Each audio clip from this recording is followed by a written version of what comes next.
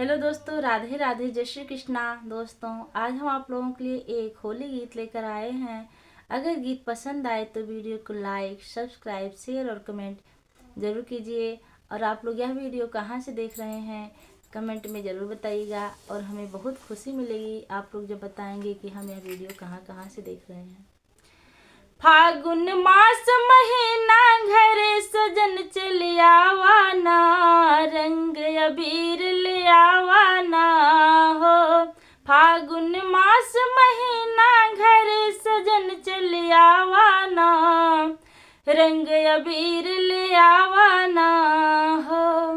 तोहरे अम्मा जी की बोलिया सुन के लगे करे जे गोलिया, तोहरे अम्मा जी की बिल बोलिया सुन के लगे करे जे गोलिया। अपने अम्मा जी के तनी मनी समझावाना, रंग अबीर ले आवाना हो। अपने अम्मा जी के तनी मनी समझावाना, रंग अबीर ले आवाना हो। फागुन मस्त महीना घरे सजन चली आवाना, रंग अबीर ले आवाना हो।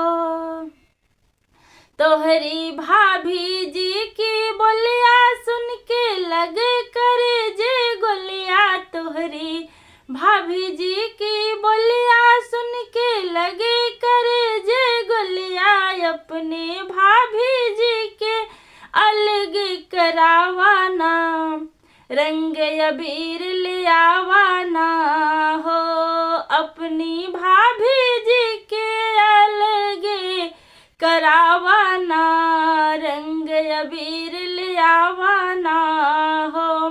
फागुन मस्त महीना घरे सजन चली आवाना, रंग अबीर ले आवाना हो। तोहरी बहनी जी की बोलिया सुन के लगे करे जे गोलिया, तोहरी बहनी जी की बोलिया सुन के लगे करे जे गोलिया। अपनी बहनी जी के ससुर पठावाना, रंग अबीर ले आवाना हो।